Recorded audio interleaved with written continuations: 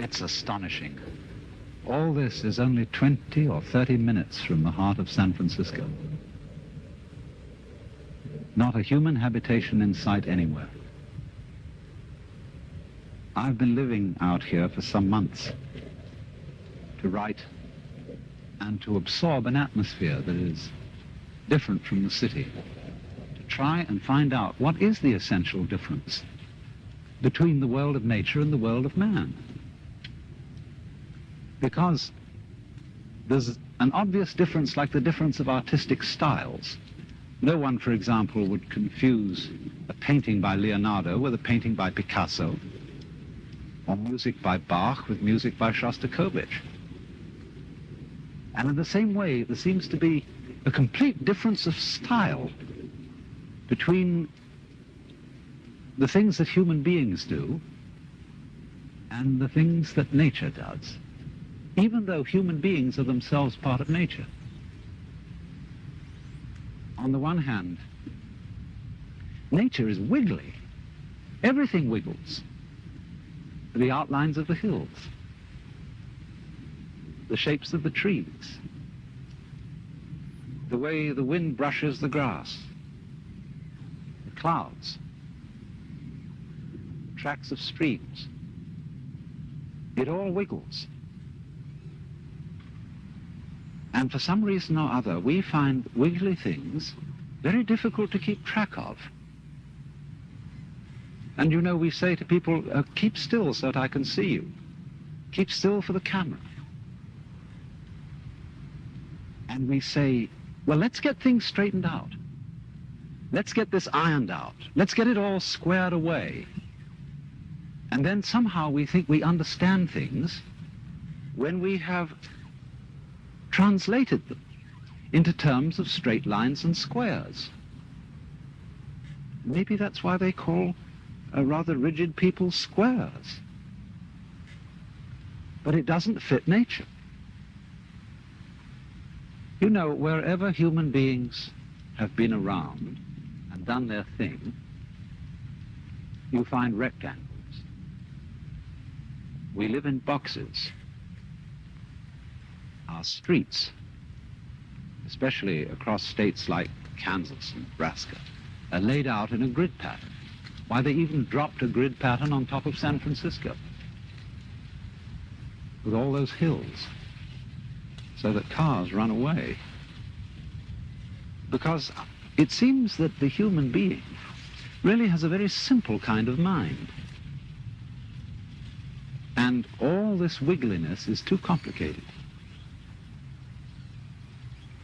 I don't think it really is complicated. Because after all, it's very simple to move, say, to raise something or to open and close your hand. It's perfectly easy, because we don't have to think about it. Things become complicated only when we think about them. And that's because we're trying to translate them into a form of life which is very much simpler and cruder than the forms of life we're talking about. A triangle is very much simpler and cruder than a mountain, even though you may represent a mountain with a triangle. Human beings are just as wiggly as nature, and our brains are an incredible mess of wiggles. And that's the part of ourselves that we understand least of all. I'm afraid the problem is partly due to Mr. Euclid, who invented geometry, because he didn't really measure the earth. He measured and gave us ideas about the very simple forms in his own mind. And perhaps we should come to the conclusion that he really had a rather weak intellect. Because sometimes when I'm in the middle of all this, I feel as if I were in the middle of an amazing brain. In other words, the brain is a network of interconnected neurons. And each one of those neurons is a fairly simple affair, because it either fires or it doesn't fire. It gives you the message on or off, yes or no. But what we call things, the plants, birds, trees, are far more complicated than a neuron, and there are billions of them. And they are all living together in a network. Just as there is an interdependence of flowers and bees, where there are no flowers, there are no bees, and where there are no bees, there are no flowers. They're really one organism. And so in the same way, everything in nature depends on everything else. So it's interconnected. And so the many, many patterns of interconnections lock it all together into a unity, which is, however, much too complicated for us to think about, except in very, very simple, crude ways. But I am part of all this.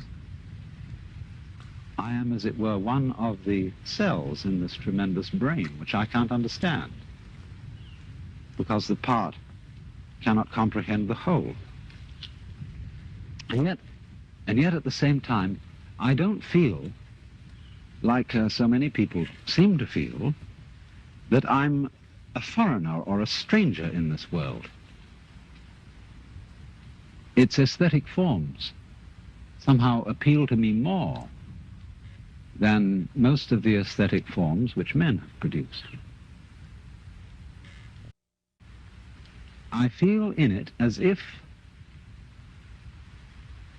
in the same way, when you see a flower in a field, it's really the whole field that is flowering, because the flower couldn't exist in that particular place without the special surroundings of the field that it has.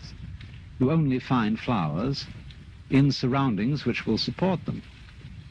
So in the same way, you only find human beings on a planet of this kind, with an atmosphere of this kind, with temperature of this kind, supplied by a convenient neighboring star. And so, just as the flower is a flowering of the field, I feel myself as a personing, a manning, a peopling of the whole universe. In other words, I seem, like everything else, to be a center, a sort of vortex, at which the whole energy of the universe realizes itself, comes alive. A sort of aperture through which the whole universe is conscious of itself. In other words, I go with it as a center to a circumference. You know, the astrologers, in theory at least, may not have been so far wrong when, in trying to draw a picture of a human mind or soul, they drew a very crude map of the whole universe centered on the time and place of the birth of that particular person. It's not a bad idea, but I don't think the astrologers know how to read their maps, because the maps are too crude. But the essential point is obviously that each one of us, not only human beings, but every leaf, every weed, exists in the way it does only because everything else around it does. In other words, there's a relationship between the center and the circumference, which is rather like the relationship between the poles of a magnet. Without the center, no circumference. Without the circumference, no center. And although we say of poles that they're the poles apart, that is to say, extremely different, there's something between them, just as the north and south poles of a magnet are united by the magnet. So the individual and the universe are inseparable. But the curious thing is that while that's rather easy to see in theory, very few people are aware of it in an important, strong way, like one is aware of blue in blue sky or of the heat in fire. It's more of an idea than it is of a realization. And so it strikes me more and more that our failure to feel at home in this astonishing brain in which we live is the result of a basic initial mistake in our thinking about the world, and is in turn the cause of what is beginning to look like the failure of our technology,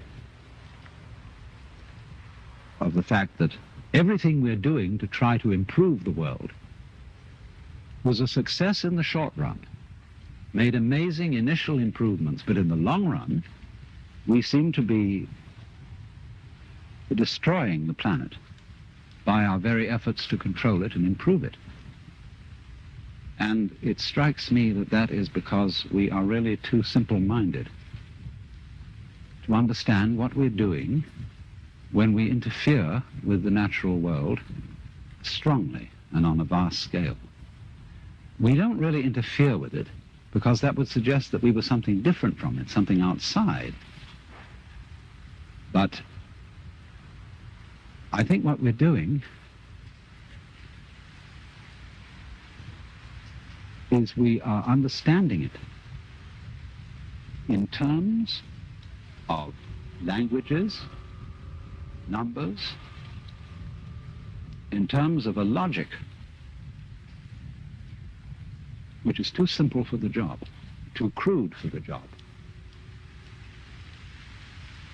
To begin with,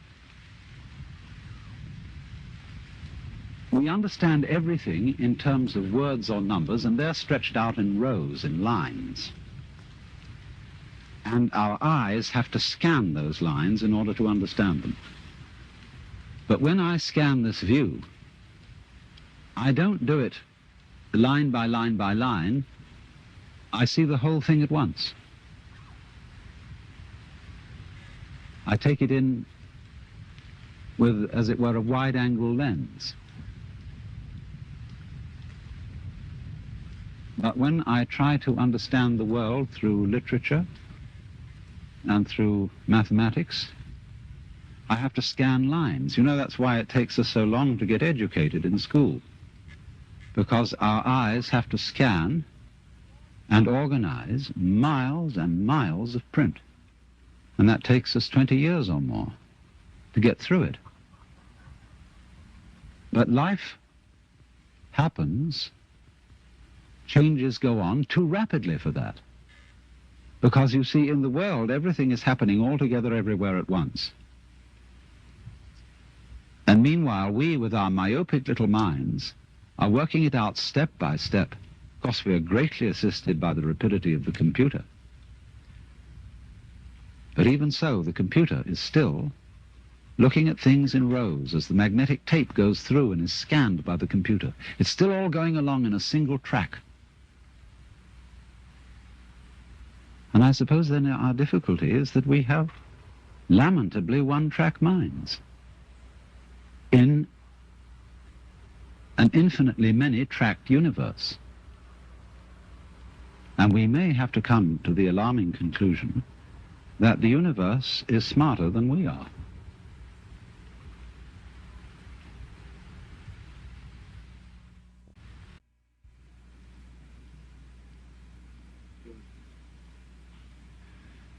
I've just come back from Los Angeles. I was down there to meet with a group of rather important people, people in the movie industry, scientists and so on, who were considering calling a congress of the best minds in the world to meet in Los Angeles in the near future, to be a kind of planetary alarm conference. They wanted scientists and statesmen, religious leaders, and to do something to impress upon the world through all the media that we are in very serious danger of destroying the biosphere, that is to say, the whole envelope of living creatures which covers this planet, through pollution, overpopulation, nuclear fallout, poisoning of our food and very lack of food. And we met to discuss the problem of organizing this conference, and here were all these brilliant people. And it came over us that we really didn't know what we ought to say. I mean, you can scream and create a state of panic, but that won't do any good. And when it came down to it, we didn't know what we ought to say because we really don't know what to do. Some things that we might do, for example, to increase the food supply with high-yield crops, may be ecological mistakes. And so the consensus of almost everybody at the meeting was that in some way or other, the human race has to learn how to leave the world alone and let what is called the natural homeostasis, that is the self-balancing process of nature, take care of the mess. Now, how are we going to do that?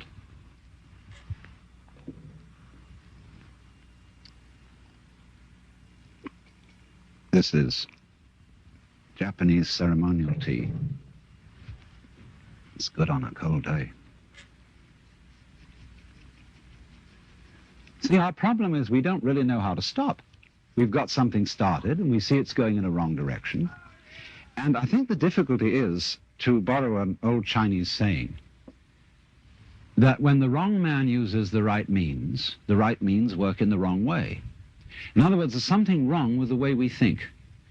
And while that is there, everything we do will be a mess. Now, what is it that's wrong?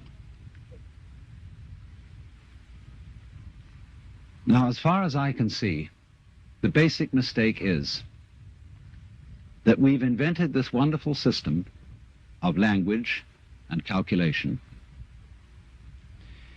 and that it is at once too simple to deal with the complexity of the world, and also we are liable to confuse that system of symbols with the world itself, just as we confuse, say, money with wealth. A lot of people are in business to make money instead of wealth. When they make the money, they don't know what to do with it.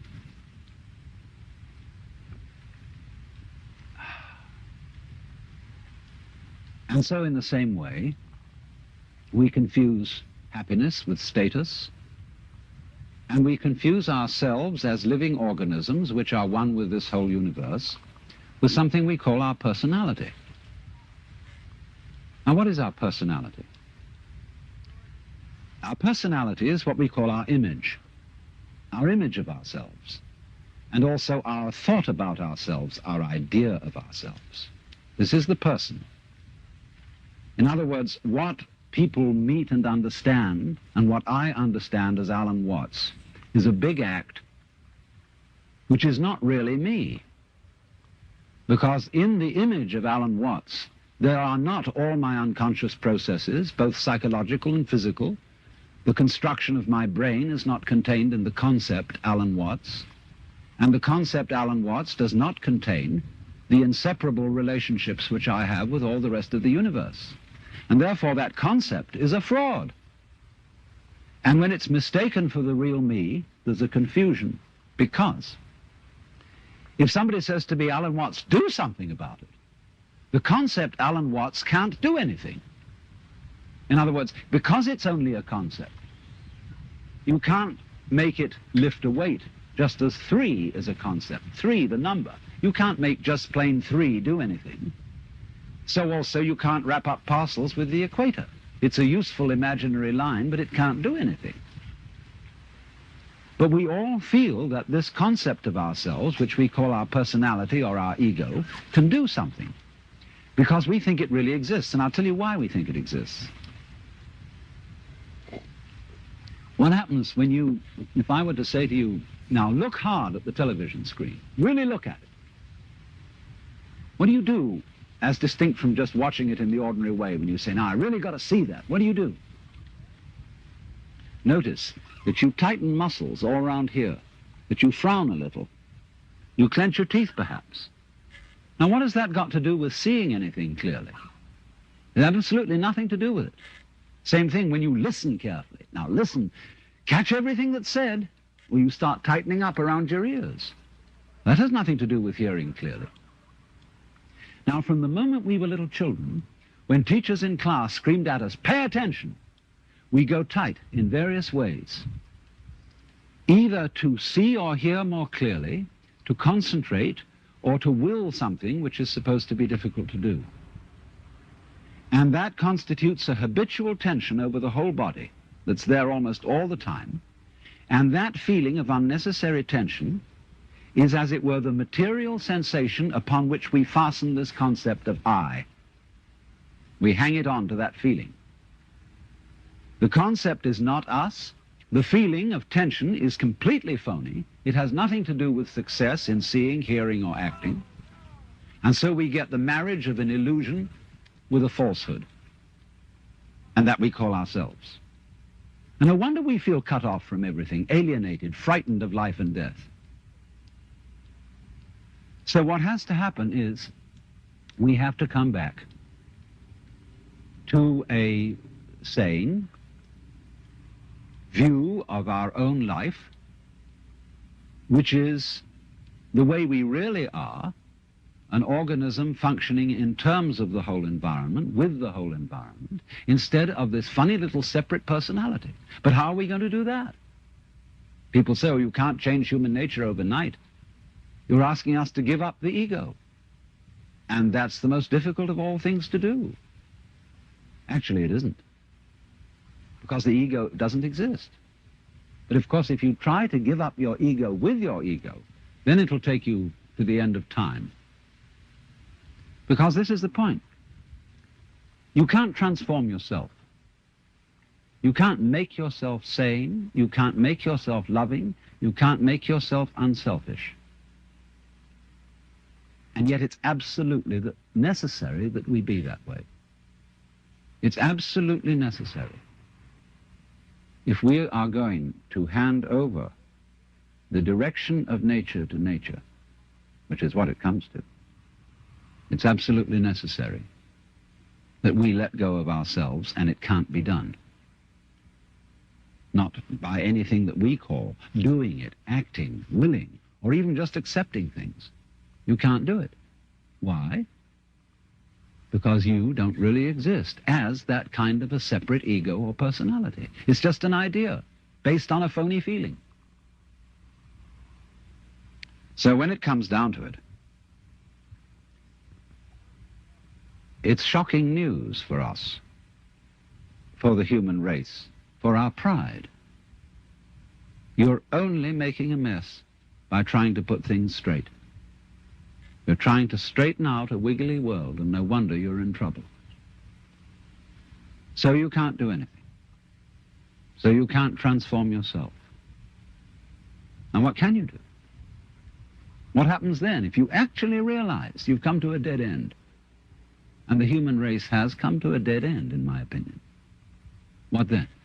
Commit suicide? Or is there something else? What happens when you just wait? There's nothing you can do. You watch. And all you see is what goes on that is happening of itself. You're breathing, the wind is blowing, the trees are waving, your blood is circulating, your nerves are tingling. It's all going on of itself. But you know, that's you. That's the real you. The you that goes on of itself. It's not the symbol. It's not the person. It's you that's happening, as when you breathe. Yes, you can get the feeling that I am breathing by shoving your breath, but your breath goes on day in and day out without your doing anything about it or even thinking of it. The same way your brain is functioning without your forcing it. So when you come to a dead end, and we are individually and socially now in 1971 at a dead end, this is the moment of which it is said man's extremity is God's opportunity. Because we have to stop. And when we stop, we find a world that is happening rather than being done, being shoved. And that happening as distinct from doing, is our fundamental self. And our fundamental self is not something just inside the skin. It's everything around us with which we connect. When you look out of your eyes at nature happening out there, you're looking at you. I'm not going to say what we should do from then on, but simply that before we think of doing anything in this critical situation, we realize the completely illusory nature of the beings that we think we are, and get back again to the beings that we really are, which includes all this outside world, no longer left outside.